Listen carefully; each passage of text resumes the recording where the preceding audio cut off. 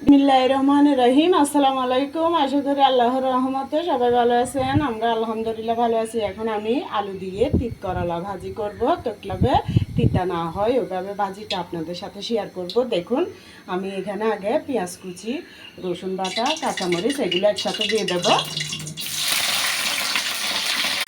এই যে আমি মাঝারি আছে তাতে পানিটা শুকাই নিলাম ভালো করে। এখন হলুদের গুঁড়ি দিয়ে দেবো। হলুদটা অল্প করে দেবো, কারণ তিতা কারালার মধ্যে হলুদ বেশি দিলে এমনি তো তিতা আরও তিতা হয়ে যাবে। এবার একটুখানি সামান্য করে গুঁড়ি মরিচ দেবো, একদম হালকা সামান্য, কালারটা সুন্দর হওয়ার জন্য। এখন সামান্য করে লবণ দিয়ে দেবো, তিত করার আলু যতটুকু আন্দাজ অনুযায়ী।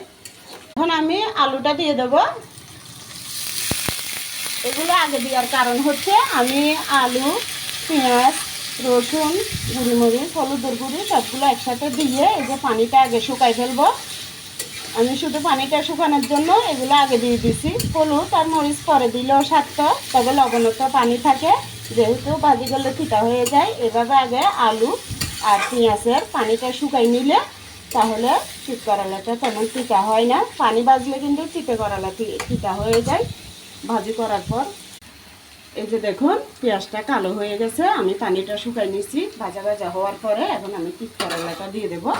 এই যে দেখুন, এটা আমি ভালো করে ধোয়ার পর ঝেড়ে নিছি, একদম শুকাই নিছি পানিটা। তারপর ছোট ছোট করে কেটে নিছি।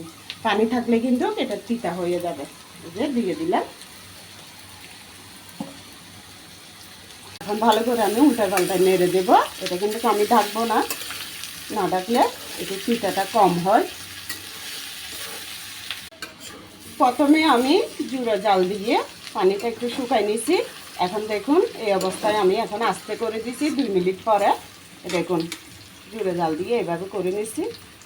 এখন আমি একদম মাঝারি আঁচ থেকে আর একটু আস্তে করে দিছি। এখন ভালো করে এটা ভেজে নেব।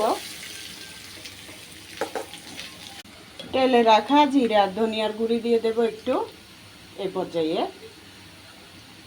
দেখুন আমার ভাজিটা হয়ে গেছে, তিত করলা আর আলু ভাজি। দেখুন কেমন হয়েছে। এই তো ভালো লাগলে লাইক কমেন্ট শেয়ার করে দিবেন। আর যদি বিন্দুমাত্র আপনাদের উপকারে আসে, এই ভাজিটা দেখে কাজে আসে, তাহলে বন্ধু হয়ে পাশে থাকবেন। সবাই ভালো থাকবেন। আল্লাহ হাফেজ। আসসালামু আলাইকুম। দেখুন কত সুন্দর হয়েছে।